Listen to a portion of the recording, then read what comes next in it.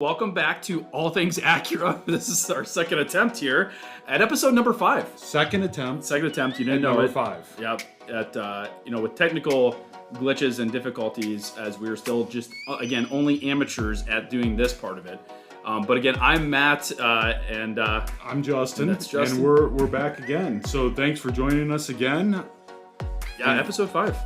Yeah. Did you listen any more on the sources? I did. I had a little notification come up on Google that said, "Hey, you guys are now available on Google Podcasts." Yeah, I don't know if we're available on Apple yet. It hasn't. Yeah, the Apples. They're tough. Right. They gotta make sure that what we're talking about is legitimate or something. I think it's like most fruit; they just want to make sure it's right. It's very ripe. I can assure you of that.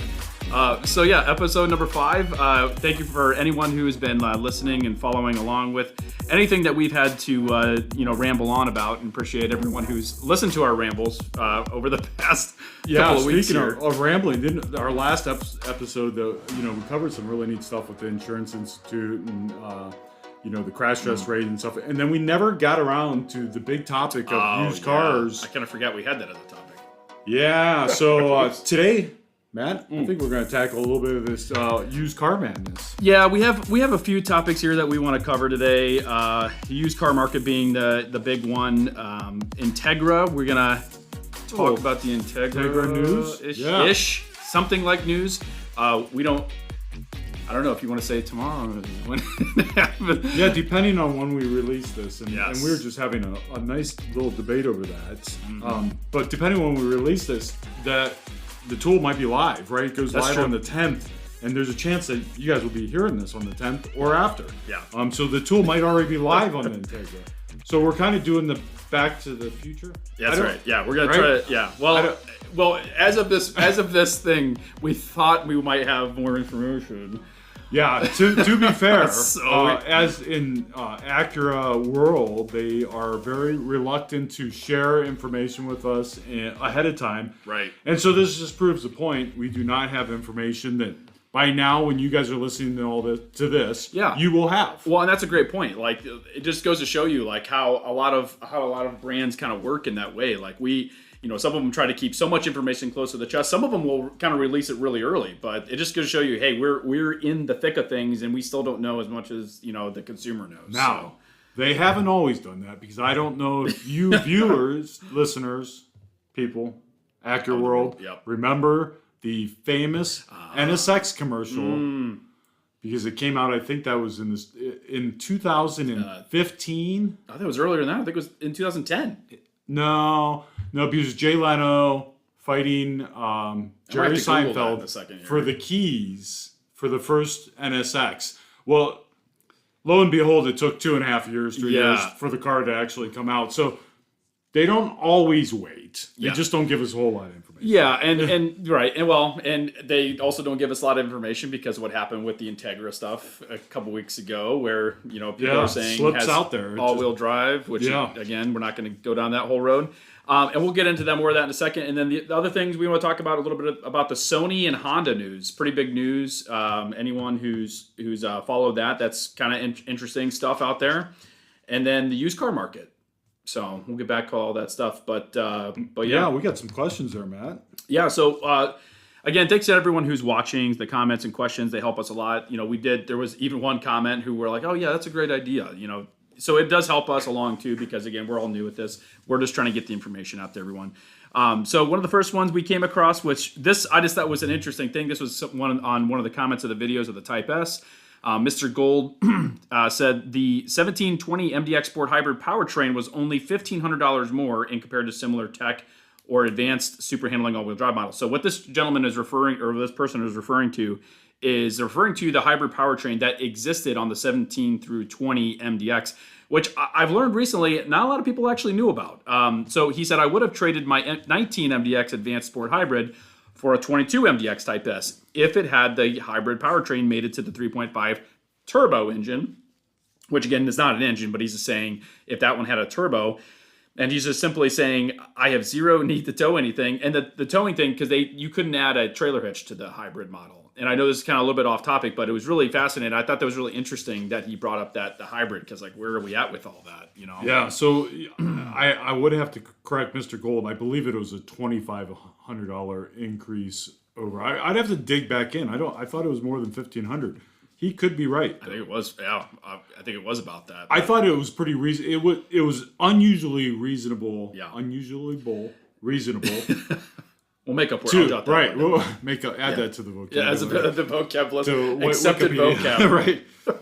Right. To only have a small increase for such a dramatic difference in powertrain, right? When they were talking about hybrids, and you look across the industry, even at the time back in 16, 17, when that was coming out, that it was such a big jump. It was $4,000, $5,000, $6,000 to get a hybrid powertrain, right? And then they came out with this really inexpensive jump or package jump to get it, and for more performance. That's it's interesting because that's an interesting marketing point. I wonder if they would have charged way more, people would have paid more attention. Like even if it was in a negative way, right? Because that car flew under the radar and then it just went away. And it faded away pretty quick. I would say the first 2 years is where we saw a lot of that, and then it kind of quickly just faded away to into obscurity, which was unfortunate, really. But yeah, so sorry about that, and who knows what's going to happen in the next couple of years, as we'll maybe talk about that here. I don't know that we'll see, Acura has talked a little bit about that, and I know they talked about that just recently, the dealer meeting. We probably won't see many hybrid powertrains in the Acura lineup. Now, Honda might still have some, especially with the plug-in hybrid, but with Acura, they're not sticking their toe in the water. They're just jumping in the electrification pool. Which we don't have much info yet. Well, we'll get into that. All right. Thank you so much, Mr. Gold. And then next person, Dominic Washington. Another just kind of interesting comment. He said, it would be nice since Acura raised the price for the TLX. They could have at least given us wireless Apple CarPlay included in the jump. So this was part of the... all of our cars had some sort of jump. The TLX wasn't. I think that was what, $800. $800 price increase on the regular TLX and $500 on the Type S. And we just announced that last week, and that was beginning for March 1st. That price increase took in effect. He's asking if they could have gave us something for that extra money. Well, regular price increase doesn't. They do those mid-model year. Mid-year, that's their, it's been out for a little bit. We can throw a little bit. I mean, it happens almost every year, all models, all cars. Right. Whether or not they change anything to the car is a whole other thing. But typically, you won't get a feature like wireless Apple CarPlay or Android Auto added to a vehicle unless there's a pretty major change done to it. And since the vehicle was new in 21, 22 remained the same. We probably won't see a feature like that added till 23 or 24, Matt. Yeah, and we have this argument all the time. Some customers, they believe they have to have wireless Apple CarPlay. Wired is just as good. Your music quality is better, and you'll get a better charge. Yeah, I was going to say wireless wired actually works much better, and I think the experience for people is much better. Wireless sounds nice. Yes. But the whole reason that the industry has slowly moved to wireless is because consumer demand. Mm-hmm. But the reason why they didn't do it right away is just because of what's happening now with them. Right? Exactly. It's just not as great. There's good reasons for both. Obviously, it's nice to have not to take it out of your pocket or whatever. Your phone's all paired up and ready to go. But again, I agree. It's a minor thing, but like Justin said, they make these minor price adjustments throughout mid years, through all these types of times. The next one, Elmosian, I'm not sure if I'm saying that right, but I wanted to bring this up, and this is nothing. He was commenting on the video I made, and this is nothing for me. It's just simply, he said, nice video with minimal dealership sales bias. Didn't expect such balance. So, obviously I appreciate that from a personal standpoint, but I think that's really kind of what Justin and I want to try to achieve with this, is that, we're not here to have any, we're here selling Acuras because that's how we support our families. We obviously, there's things we expect out of the brand, or there's certain things that we would like to see out of the brand just as much as the consumer.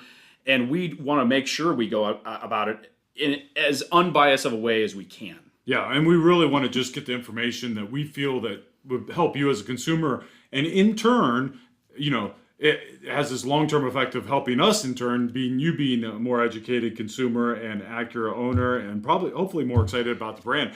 Matt and I talked about that for a long time before we even started this. Yep. Just how do we get information to people, right? How do we get that out there so people have this information that we know, without just making these, we want to be your car guys ad. And so we really avoid that. It's not about that. It really is just getting you guys the information. Now, don't get me wrong, Matt. We still need to sell cars. That's true. To make a living. That's right. That we're not saying that we get.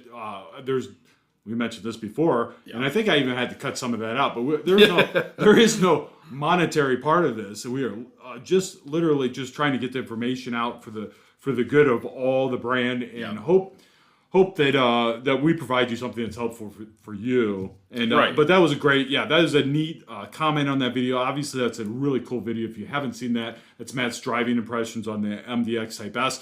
If you haven't seen the video before that Matt did comparing them, you can really learn a lot. It's a great video. Matt did an awesome job. And that's not to make Matt's head blow up, because he's got to fit through the door when we leave. Yeah, that's right. But we have double doors for that. So, but we're not biased in one way or another. We're biased to Acura, I will say that, but we're not biased into trying to sell you a vehicle. That's not what it's about. And I think if you watch those videos, you'll get a very good flavor of, just an honest assessment. We'll tell you, if you have listened to some of the other podcasts, there's plenty of things that will be on your side about Acura. That's right. Absolutely. And we'll pound the drum with you as loud as we can, because we all have the same passion for the brand. Right, because we appreciate, there's a lot of stuff about the brand that we love and appreciate and everything like that. But at the same time, just like if you have a kid growing up, you want the best for them. You want to be hard on them sometimes, because if you're not, then some of those things just kind of go unnoticed, and then they don't make those changes or things that you'd like to see, because you do appreciate the brand. So that goes back to, if you haven't hit the subscribe button, and I'm saying that because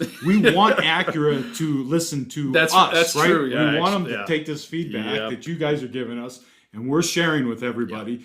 And take it to heart, right? There's people out there that are on the other side of this, getting this information. And so make sure you subscribe, follow, leave comments. Absolutely. We do have some direct paths to Acura, but it really is a neat format if they hear it from you, and in conjunction with this format. Absolutely. So, and Acura is one of these brands that has this really kind of loyal core following. And that kind of leads me right into what the next comment's about, which will lead into our first topic. But Acura has this core following. Obviously, when they were developed, in the early, or I should say mid 80s, and they came out with the Integra, that whole thing kind of began this drive for what a lot of, and it's interesting because there's a lot of videos out there, like the one we were watching, that guy, Kirk, he had a ton of views on that one video about Acura, where some of his other videos didn't have as many views. So it was really interesting, because it does go to show you that there's the following there, and I think people just want to see that much more out of the brand. So with that being said, the last comment we're going to talk about is that Ollie, whatever it is when is the Integra Type S coming out? Justin, you know when it's coming out. Type S coming out? Oh yeah. So that's I have that information right here. Please share it with us. That is as I don't know, Matt. Yeah, I don't know either. So we don't know that there's going to be a Type S, for one. No, they have not announced that, but they have made it they've implied it. Yep. And they made it pretty clear that the S pattern should follow the brand. Well, again, we haven't seen that with the RDX yet, but we really think we're going to see it with the Integra. Yeah. I will say, and we'll just look at past history, it probably won't be released when we find out the rest of the information, which could be like within days or so or right now, as you're listening to this, of the Integra. Yep. It probably won't be released with that initial, when that car rolls out. It will probably be farther down. And so they take all those opportunities. So keep thinking in mind of the Acura brand. They only have select models. So they take every opportunity they can to use that exposure at a different time, right? Yep. They try to plan it out. Yeah. Well, they try to plan it out accordingly. And like looking at the TLX Type S or MDX Type S. Yeah. Those that come out. Yeah. Good example. So the TLX came out, and then it was almost a year later. Yeah, it was almost a year later before the Type S came out, and probably 8 months for the MDX. Yeah. So if we use that time frame, which hopefully, that there was lots of variables that happened during those launches and during those times, right? We've had, the whole chip ordeal. There's been a lot of things happening for Acura as we're trying to we're trying to do that, right? So So the whole chip ordeal and all the things going on out there in the world, the pandemic. I mean, there's just so many things. So it's hard to say that those are the norm. But I would say, 6-8 months a year before you would expect to see a Type S version. So right, absolutely. We're pretty confident that might be a thing, but yeah, and there's been some leaks already with the Integra, or I will see as things kind of come out. This is weird talking in the future almost. It is, yeah. I'm not so sure what I want to say. Yeah, because I mean, in general, there's always leaks about things. We reread and see some of the stuff. At the end of the day, we have to see it in writing or see it, live before I would like to make any type of assessment as to what is actually happening with the Integra. But I know there's a little bit of interesting info. Again, this is when we go back to when's this coming out. You guys might already know this, but Acura shared this with us. That obviously the reserve tool is going to be live on the 10th, which could be like right now. Depends on how hard you want to work. Or when you want to get the video. Yeah. So if I can get this turnaround, that's what Matt's trying to say. If I can get this turnaround in time and get it out to you guys, it'll be the 10th. Acura, this is interesting. Welcome to the metaverse. Acura will be offering a NFT to the first 500 clients that complete an eligible online reservation for an Integra. So NFT again is that's all part of the metaverse and the crypto non-fungible world. Token, it's right? a non-fungible token. Yes. That's right. So if you've lived in the world of NFTs, you know exactly what we're talking about. If not, you're probably saying, "What are they talking about NFT?" So you can do a little quick research on this. NFT is, typically, for what most people know of it, has been some collectible art, digital artwork is kind of what the big piece of it. But an NFT can be a lot of different things. Yeah. But Acura will have their own, and I guess it's going to be a piece of Integra artwork. I'm guessing you'll get your own NFT, which is kind of cool, part of the metaverse. Sure. Hey, Web 3.0. We're still trying to get our camera to work right and the microphone set up. So right, we're like web. Oh, yeah, we're like I don't even know that's part of the. We're not part of the metaverse. We're not part of the metaverse. Yes. So on the note of the metaverse, so the people that are excited about the metaverse and the virtual world, Acura will have a virtual dealership in the metaverse, and that will be coming live soon, probably within by the end of this month. Really interesting. I know that if you live in that world and you're interested in what's happening in the metaverse, there's a lot of things going on already behind the scenes. If you're not familiar with it, I'm talking Greek. I won't go down that rabbit hole. Talking Greek, yeah, it's like. But a lot of companies have been diving right in to get their piece of the metaverse and buy their real estate there. Clearly, Acura has already done that to brand themselves in the world. Neat stuff. Hopefully most of you guys that are listening to it are excited to get your NFT with your Integra order. If not, go look up NFT because it's a rabbit hole. That's right. It's neat stuff. Right. It's interesting, and I guess I feel good about that because I think Acura's they've been trying to trend in that right direction. And it's almost like I don't know of any other brands that have done this. Try to be involved in the NFT world or the metaverse world yet. So that's interesting that they're already. And so they've already had their little series out with the Integra. Yeah. And I just drew a blank on the name of it. But if you go to the Acura.com, you do see a clip of it. And I think there's already several episodes of that series. Yeah, it's interesting. So it's a good sign. I think, as Acura has kind of changed the direction over the past 2-3 years, hopefully things will continue to kind of move forward with them. And I think that's a great start for that. Yeah. So I think all this, as they talk about the metaverse and NFTs and what's coming with Web 3.0, the other big announcement that happened this week was Sony and Honda. Or Sonda. Or Honey. Or Honey. Or Honey. Honey. Wow. Jeez. Whew. It's getting close. Yeah. So, for those of you that don't know or haven't saw or haven't heard that, Sony and Honda have entered into an agreement, a partnership more so, to start down the path to design electric vehicles in partnership. Really, actually pretty cool. I mean, I think in the big scheme of things. And that kind of came out of the blue. I don't think. Well, there was a little blip about maybe that a while back, and I think it was shoved under the rug. And it was kind of a surprise because, as a lot of you might know, that they've already have a partnership with General Motors to start that electrical vehicle to get that stuff rolling out. But Sony and Honda will be teaming up to create their own versions. Right, exactly. And it's like this. If you guys go and read, if you're gonna go Google it now and find some articles, it basically just Honda's going to be in charge of basically developing the vehicles, the transportation itself, and Sony's going to be kind of developing a lot of the electronics that go along with that, or all that kind of stuff. So it's interesting. I assume that's how it would go, but. Yeah, and they even mentioned with Sony's digital or electronic background, that the infotainment systems and the stuff that Sony's already developed.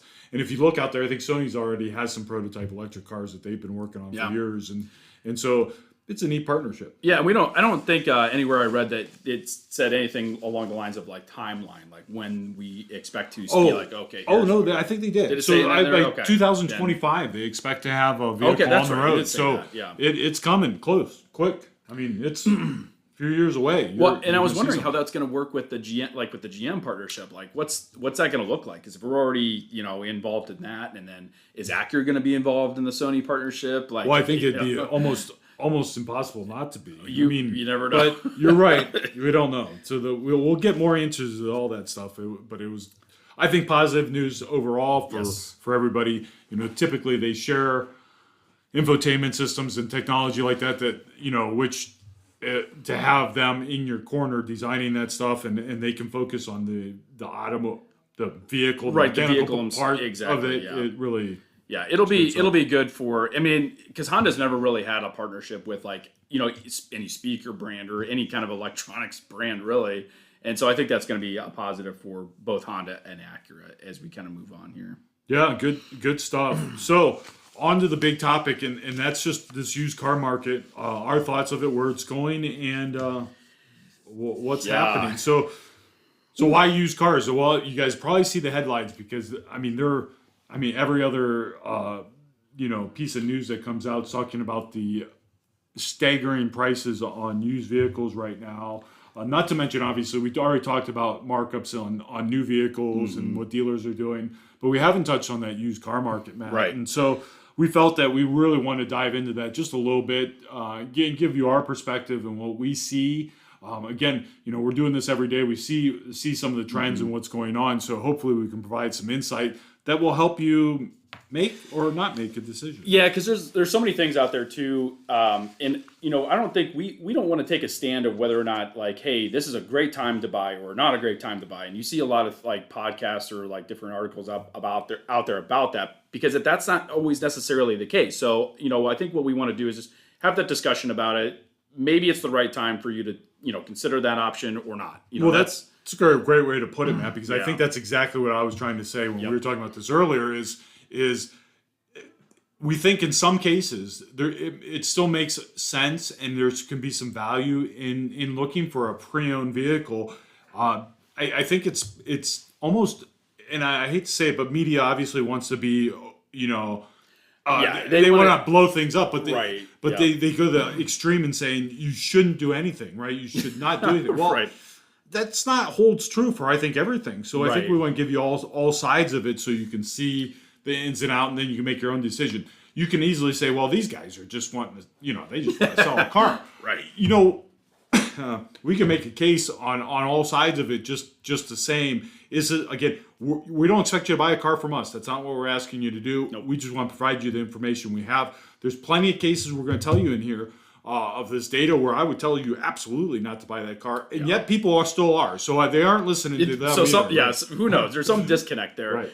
And one of there's lots of articles we read, but this one it was from Car and Driver, and they basically talked about, it says buyers paid 12.2% more for a new vehicle, which I know that's new vehicle in January of 2022 than in January 21. And then it says the picture gets even worse for used vehicles, which were up more than 40% year over year. So we saw that big jump, and if you want to, I know. Yeah, so we pulled this source had Manheim, and so provides all this used vehicle data, sales data. And so for those of you that don't know what Manheim is, because if I just say Manheim, nobody's going to know. Manheim is really the largest wholesale auctions auction house across the country in the United States, and they comprise all this data from those sales. So Manheim has a good pulse of what's going on in the industry because they're the ones that are conducting all these sales, and they really see these prices as they go up and down throughout the market. And the chart shows this huge jump as you look from 2020 all the way up to where we're at now today of the price of vehicles, and it really skyrockets. And depending on where you read, it's anywhere from 25 to 40, 50%. I think some of these places are saying. Yes and no. Take it all with a grain of salt. Yep. It depends on the car. It depends on. So let's back up. How did we get to this point? A little bit.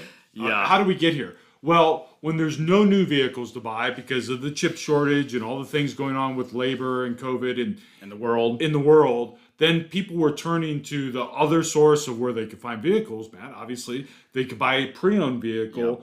And so that's driving those costs up because of the demand.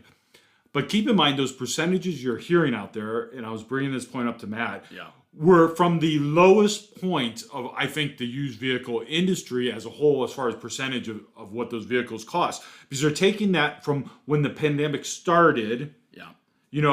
When those vehicles, keep in mind, everybody remembers March and April, yep. When the pandemic started. Things went into shutdown. People were scared of their jobs. They were scared of what was going to happen tomorrow. We didn't know where this thing was going. Yep. And nobody was buying anything. Right. And dealers felt like, hey, we should probably get rid of our stuff. Yeah. We don't know what's happening. And the dealers pressed the panic button, yeah. Right? And they said, okay, these cars have got to go. They were taking losses on them. They were selling them at the lowest prices they probably ever could have been. So keep in mind that as you hear those numbers of how much it's gone up, they're starting from a market that was probably too low to begin with. Correct. Yeah, because there was it's like probably 2 or 3% drop right as that started, and then yeah. Oh, yeah. And I imagine in some cases, the dealers took huge hits just to get rid of those cars in fear of what was coming with the pandemic. Well, so then what happened as we go down the road, there's still new vehicle supply out there. There already was maybe, I wouldn't say a shortage of used cars, but it was a tight supply at the time. Yeah. Well, the other piece that happened out there that a lot of people don't realize is that the rental car companies also unloaded their fleets of vehicles. And I mean fleets, you're talking hundreds of thousands, if not millions of vehicles were sold off into the marketplace because nobody was traveling. You couldn't go anywhere. They weren't going to sit on these cars. I remember some of the deals that I remember seeing Hertz had. I kicked myself for not wanting to buy one of those cars, but they had some really neat cars that were on fire sale because they had to get rid of these things. Yeah, and that really, and it's funny as you kind of talk about this, you're like, well, man, this snowballed into this snowballed into this, and all of a sudden you're like, well, here we are now, and it shows you really how you got and why prices that these used cars are so much higher now, and why people are getting so much more in their trade is because places like the rental car companies had to replenish their... Right. So then going fast forward a little bit longer, as the new vehicles started to sell off in the inventory and they realized there was going to be a problem with the chips as COVID time went on, then those used car prices started to increase. And as travel started back up, these rental car companies said, whoa, wait a second. Yeah. They went to the manufacturers. Every manufacturer said OEM, your Fords, Hondas, Toyotas, everybody that supplied the rental car companies. Honda does not, by the way. I forgot to mention that. No, that's a good point though in all this. They did not, from a fleet standpoint, fleet sales were a huge piece of all these manufacturers. Well, they can't supply enough vehicles for the dealers, so they shut that spigot off. Matter of fact, I think they all still have it shut off. Right. They will not supply those. So the rental car companies turned to the used car market to get vehicles. Well, they're taking hundreds of thousands of late model vehicles, especially, out of the marketplace, and they're bidding for them along with you as the consumer. Yes, right. Yeah, and that's absolutely. And this is kind of like what drives me nuts is like when we're looking at cars that are taken on trade, like we're we're trying to sell these cars at retail prices and we've talked about this a million times, where like these Carvanas and these other places can sell to these rental companies. And that's really driving up what these prices are, what these prices, so to speak, because these aren't like retail price numbers, in my opinion. Like these are all like, hey, here's the number, here's the information that's gathered throughout. Yeah, sorry, some of these are not available for you to buy. You know what I mean? It's like they're rental cars. Well, and those companies have an ability to really overpay for those vehicles because they're not turning around just to resell those cars. They're going to depreciate that over an amount of time, and they need the car. Like desperately, they're losing money and customers by not having the vehicle. And I don't know if you run in a car lately. I haven't, but I've heard that it's ridiculously expensive. $700 to $1,000 per week. And so they're getting so much more for these cars. They can pay a lot more for a car. Yep. So they are paying ultra premium prices. Well, now we've seen that sort of all cool off. Now that we've kind of told you how we got to this point, the good news, I guess, in all this, if you're listening, you're still wondering where we're at today. I'm back. You're back. Okay. Sorry about that, folks. We got interrupted. We were interrupted, but it's always to help someone. We're in the middle of the showroom, so there's people that come in or.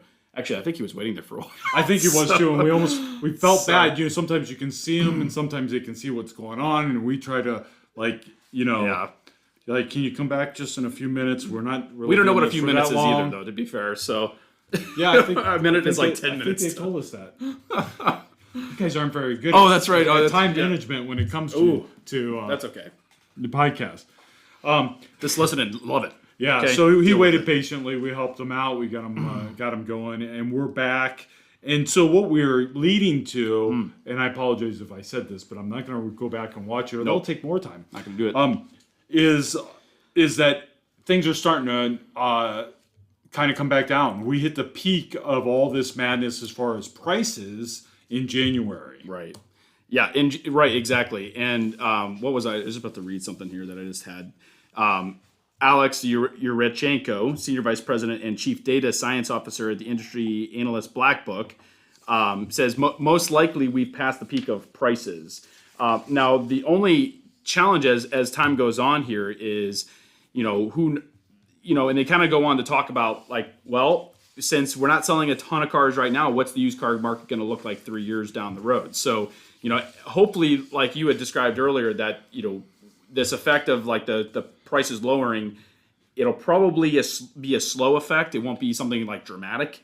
We're going to see this slow, gradual decline of pricing, but in general, they're going to stay up for several years. Correct. And I don't foresee, if we're you talking about what we know, and you're just taking our advice and take it for what it's worth, what you think of us, is that used car values were probably a touch, depending on the car, undervalued before in relative terms to what they sold for new. In other words, the depreciation curve on new cars was getting out of control. Price of new cars kept going up, and the value, 6 months, a year later, was incredibly low. Right. And so I think what this is going to do is bring that up a little bit, and it's going to stay up for a while, and which is good news. I know you guys that. Unless you're out there and you need a used car, it's still good news. That car will hold its value a little bit better. It should. Yeah, absolutely. And that's kind of what Matt's saying. This is going to go on a little bit longer. We're going to 24, 25 before we see it really come down. And I don't know that it's going to come down a ton, but it's going to come down, and we'll see these slide. I think it said that it's almost like a reset of the market. Where it. Not that this was something that happened on purpose, but sometimes there needs to be that type of thing that just says, hey, things have to change, right? And they had to change for a reason. But it's interesting because there's been so many people who have actually benefited from this happening. Your trade value going up, and people getting more money. Obviously, not getting money off the new car, but I mean, we're talking a lot, thousands more than you typically get. Right. And so they said a 3-year-old vehicle declined 2.6% for that from January to February. And I think that we saw that in another report that Cox did. They expect that 3 to 4% per month decline, and then they'll stable out. So I don't know how far out that is. We're in the spring market. I wouldn't expect prices to adjust too much. They will probably drop a touch, but they'll stay pretty stable until you get through the summer. And then I think you'll see that, again, that slowly we're 1% to 2% off as time goes on. Yeah. It'll be that slow, like steady decline. And that obviously a lot of it has to do with the new car market. Like, sure, you know, as we have new cars available to sell and again, it's not going to necessarily, like you're saying, be this year. It could be some time before we actually see things kind of get back to, again, we keep saying what it used to be, but it's, you know, it feels like I just got done watching, you know, the Avengers, Infinity War. It's like, you know, 5 years, you know, things change for everyone, for some people, and it's interesting. So we'll see if we get back to some sort of state of reality again. But well, hopefully nobody snaps their fingers and there's half the used cars that there were. There is half the used cars there were. Right. Maybe that's what happened. So that's what exactly happened. Yeah, exactly. Anyway, so, but yeah. So all things considered, you say, well, what's this have to do with us and how is the market is coming down. We are seeing prices start to drop a little bit. And again, it's not going to be a massive drop. It's going to be a slow, gradual decline a little bit. Doesn't necessarily mean it's a horrible time to get a car or buy a car. I know we kind of talked about it a little bit before. We're not going to take the stance on don't buy a used car. But there are a couple interesting pieces that we'll talk about there. One is the good news is the effect it's had on your trade-in right now is great, right? Yep. But if you've been looking at that and saying, when's the right time to hit this market, they're starting to come down. So trade-in values are already starting on the decline, right? Those prices and trade-in values go hand in hand. And I heard a couple reports the other day saying that, well, the prices aren't changing much, but the trade-in values are wholesale price. If it's not happening at the same time, that's one thing. But they're all hand in hand. Right. You know, the prices went up because we had to pay more to get a car. It wasn't because we were making more of the car. Right, that's absolutely right. We had to pay more to get that same car on our lot inventory, and you as a consumer had a trade-in, and you wanted more for that trade-in, right? And so if we needed that or wanted that car, we had to pay more for it. The gentleman just walked in here. We just ran into that issue. So you got to think back. You got to think to those things. These people, people aren't just letting go of the car and saying, "Oh, you can have it at 2021 values, and then I'll buy your." Right. That's not happening. Right. No, that's definitely not happening. So I know that people want to make us out to be the horrible people all the time, and we're not saying we're not trying to make a profit. We're just saying that it's relative. We have to pay more to get the car. Right. The price is higher. We're not the ones making the price higher. Right. In fact, our profit's probably about the same. I don't know if year over year if it's any and higher. I think as you see the prices decline, we're lowering the price to get rid of a car that we've had to pay more on, and that'll just be the way it is for that time. Keep in mind the one thing I do want to point out, and we'll talk about trade-in values. Now's the peak. Again, the longer you wait, the more drop off you're going to see. Obviously, as that car normally would get old, it would depreciate, but you're losing a little bit extra now from the peak. Right. They're still very good though. They're still very high. And if you're trading your car on a new car, I think you're still in a great position. I think that's where you're in the driver's seat. If you're interested in doing that and you can get your hands on one, you should not necessarily wait. You should look at those options before you say, now's not the time to do something. Right, absolutely. And obviously there's like tax savings, things like that. At least in Ohio there is. I know some states that's not always the case. But that kind of like leads us into like, okay, well, if you're trying to trade your car and you're like, well, do I buy like a used car right now or do I look at a new car? Obviously, finding a new car is challenging and you could be waiting 2-3 months, at the minimum to try to find a new car. But if there are certain niches out there, like the MDX, for example, where it might be the right car to buy. So there are those like little pockets where we talked about that, where there are certain cars that say, okay, look at the value of what I could get for a used one, a 2-3-year-old model one, lowish miles versus what a new one would cost. Yeah, and so that is, I guess, the cornerstone. And this is really common sense. You don't need us for this, but we see the craziness out there. The cornerstone of all this is does it make sense? So if you're looking at a pre-owned vehicle, or hopefully you're looking at a certified one, an Acura certified. It's got a great certified program. We'll talk about that. That's a whole other show. But that's a little biased. But if you're looking at a pre-owned vehicle and it's a certified vehicle, where's that vehicle priced that you want in relative to MSRP on a new one? And that's probably a key indicator of telling you to say, is this make sense, right? If I'm paying $30,000 for the car, but a new one's 31, 2, or 28. Yeah. Oh, yeah. it's probably not a good deal, right? That's the car that's one they're telling you not to buy. That's what you need to stay away from. But if you're seeing, something that's 5, 10, 15% less than the MSRP of a new one. Yeah, that's right. As Matt's talking about with the MDX, it's probably not a terrible deal for you. Right, exactly. And the MDX, I think we've kind of figured it's like about 20%, less, which I think there was an article that we found recently and we can't find it again, but basically it just talked about, the MDX being, a car where it's like, well, if I buy a 20 or 19, now keep in mind on an MDX, there's no 2021. So the MDX had a little bit different advantage in those terms. But if you're looking at a brand new MDX tech package, you're talking in the mid 50s. You're $55,000, $56,000, and you can effectively find one for low 40s, high 30s on the market. 2-3 years old, and that's a pretty substantial savings off of a new one. Where we were talking about Honda Civics that people were expecting more trade-in value than the new ones were costing, and then people were buying those used ones, and it. Of course, that's not a good decision to make. Right. If you're paying over MSRP for a pre-owned vehicle, it's not a good decision to make. Right. Even if there's not one out there, just those you can hold off on. Right.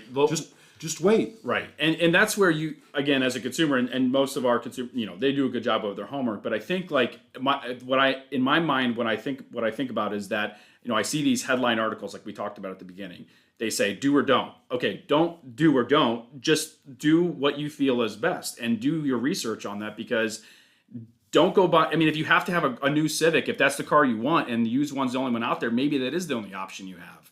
And that's that's obviously what drives those prices up a little bit, because there's not really new ones to be had. So every car has its little pocket of, okay, here's where I can potentially buy a new one for. Here's my wait period. How long am I willing to wait for that specific car? And that's kind of all what plays into it. And one more thing I just want to kind of add to that. We have these ILXs here, and there's there's a dealership near us. It's not a new car dealership, but they were selling you remember that one? The used one. The used one. A used ILX for like I think it was $2,500 more for a year old than we would sell a new one for. So obviously that's not a great car to potentially get either. And that's what's happening in the used car market. That's why we see these prices so much higher, because those places think they have something. So that brings up two good points, Matt. And I'm glad you mentioned that. Is that the independent used car dealers that have to go out there and buy these cars, whether it be from the public or from the auction, are going to pay whatever they have to pay to get inventory, even if that means that they have to pay it and price it above where a new one's at. The benefit that they think they have, and we're trying to make you smarter consumers today, is there isn't the equivalent new one sitting next to it.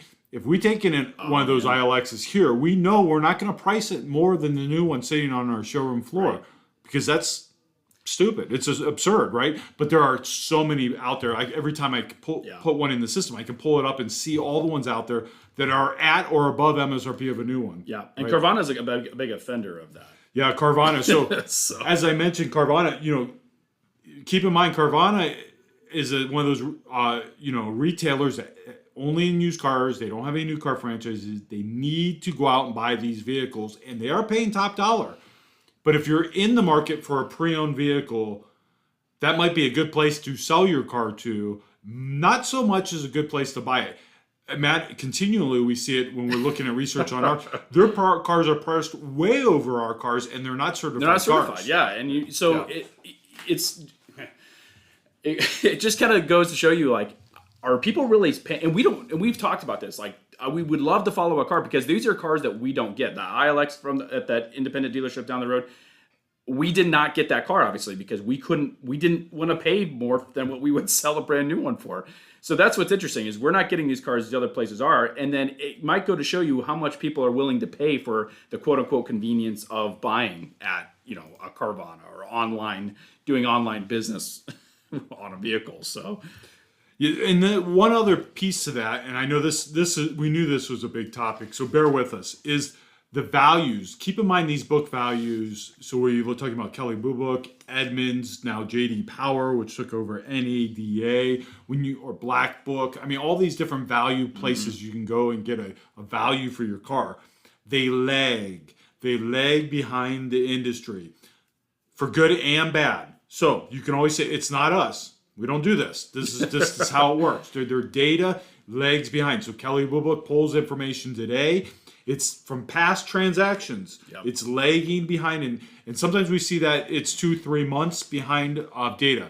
They won't tell you that. They're not going to tell you that. It's their data and what have you. Yep. But it's not from what's happening today. So those values are going to be higher on those on those KBB values, whether it be a purchase value, what you should pay for the car, or also what you should get in trade. So it works both ways. Yep. It's going to be higher on KBB for a while. As it starts to come down, KBB is going to be behind that. So you're going to say on both sides, whether you're trading your car, you're going to say it's not enough. But if you're buying a car, you'll probably get a better deal than what KBB says because of that leg. Yeah, absolutely. Keep in mind, nobody argued about the leg when it was before, when KBB was low and we were giving higher values, right? Yeah. Nobody points that side of it out, but it goes in those cycles, right? Absolutely. And like all I know, I'm not asking for anything here. We're not asking for anything. But at the end of the day, there are reasons why dealerships, obviously we have to try to still make a profit, but we also want to make sure we're selling our cars at a real retail number that people are actually going to buy the car for after the work that we put into doing our cars. So, just do your research. Consider that when you're trading your car, selling your car, or buying a car. What it took for us to get into that car. All those reasons for why, like, obviously used car prices are where they're at right now. And, hopefully, I know as a consumer myself, like we buy cars the same as everyone else, but as a consumer, you don't want to have to overpay for anything. Yeah, just pay attention to that. Where's that car sell new? And I mean, I'm talking about this, I guess when we're talking relative, we're talking about late model, 2, 3, 4 years old cars, even a 1-year-old car. Pay attention to where that car sold new. Does it make sense? Or are you saving something? Or does it just make sense if it's close? Do you look at pursuing the new one, or do you find a different car that's not in that case? Is the one piece of that to take out of it. The other piece, now pay attention to this as we move forward, and this is the last piece on this that we'll touch on, is, these gas prices. Oh, yeah. You got the USA Today sitting right there. That's Los Angeles, $6.99 for regular. Yep. $7.19 for plus, and I think it's $7. I don't even know what the last one. It's through the roof. Most expensive they've been in U.S. history. Yeah. And remember the last time. Yeah. So what happened, and we touched on this on the last show. What happens when that gas gets really expensive, and that's getting really expensive. And you could think if it was $3 before, and 3 was the high peak right before, it was 3-ish, low 3s. Yep. People, were getting testy about filling up, their tank then. Now it's almost can be double that is what we're approaching. Right. So your cost of filling up, if it costs you 40 or 50, it's now, 80 or 100 to fill your car. Right. Yeah. It's going to become a factor in this. And so think about the cars and fuel economy and efficiency, because that's where the value's going to stay high on those cars that are most efficient. In other words, watch the truck market, watch those large SUVs, watch the 450 horsepower BMW. Hate to say it, but those are the cars that are really going to get stung the most. Yep. Because people, it's discretionary fun, right? Absolutely, it is. Yeah, and that's I wasn't here when you guys originally when the vehicles came in droves that were SUVs. Yeah, and they would people almost pay anything to get out of their cars at those points because it was costing them so much in gas. And we said, if you look at if you're paying $50 now and at $3 a gallon to fill up, and now it's $100, and you have to do that every week. Well, for some people, you're adding almost another car payment, right? Yeah, exactly. It makes a big difference. So please keep that in mind as you're looking out there on the market. Those small fishing cars, if you need one, you better get it quick, because I'm telling you, it's coming. Yeah. I didn't mention that last time, along with the large SUVs, but those small ones completely fell off the map. You're talking about the CRVs or the CRVs. CRV's not a bad example. That's true. Yeah. The Honda Civic, the Toyota Corolla, those smaller fuel efficient 4-cylinder sedans. ILX went through the roof. They were non-existent. You couldn't find them on the pre-owned market during that time, and there were plenty of cars back then. There was no shortage of anything, but you couldn't get them because people were looking for ways to be, Yeah. Well, yeah. My father-in-law, he tried everywhere to get. He had this big Ford Explorer. It was a beautiful. What would they have? The Eddie Bauer edition. Yeah, And he couldn't get rid of it. He tried everything, and I think he ended up taking a huge hit on it because. Well, and a lot of people did. I think if the people that hung on to him for a while were fine after time, it's just like being in the stock market. If you're if you keep that vehicle long enough, it's all going to turn out okay. But if you decide that it's costing you a lot, it's too expensive to get there. Right, and who would have thought? Like, obviously, there's things happening in the world right now. Why this is obviously partially happening, but that's just another little wrench that has been thrown into. Like, how many more wrenches can between the pandemic and pandemic and chips and the shortages, labor shortages, and now gas prices. It's like we've been thrown a lot as not just us. I mean, we're not saying that to feel sorry for us. I mean, we feel sorry for the whole consumers and the industry and everybody trying to go down this path, and it's a lot. Absolutely, it's been a crazy ride. So used cars out there, we expect those prices to come down. The overall theme here, we see them slowly coming down. They're going to come down a little bit. Don't expect the super fuel efficient cars to go down dramatically because we might see those become non-existent or if not go up. Expect maybe trucks and larger SUVs to really slow down pace, especially on that pre-owned side. The people that are buying them for because they just want to drive one are going to say that's not worth it to me, right? It's just getting too expensive. So, and we'll keep you apprised of where that's going over time. We wanted to share what we thought of it. It probably won't be a huge drop off anytime soon. There's going to be this shortage for some time, but we will see the prices start to come down a little bit and level out. Yeah, absolutely. And really that's kind of what obviously we wanted to talk about today. Hopefully next time we have a little more information on Tegi. Yeah, so hopefully we'll give you a full Integra roundup on what we have out next, and hopefully we have all the answers to your questions that you ever want to know about Tegi. Yeah, and keep them coming. So check out our YouTube channel, just Serra Acura, and then check out our Facebook page. We have some stuff on there as well, and then obviously check out our podcast, which is available on quite a bit of platforms. Again, we mentioned Spotify, not Apple yet. We'll see. And then what else is it on? It's on. I didn't put it on Amazon yet. Oh, we left the old Amazon. No, I think we did. I think we did. That's right. Some of these take a little bit more time to get up there, but it's on. It's on a lot of them. iHeartRadio, Pandora, there's a lot of different ones. Yeah. So, thanks again for sticking around, listening. Hopefully we provide some information that made sense. Again, just our take on the whole thing and how it's all going. And we look forward to talking to you soon. Good night, everybody. Good night. All right.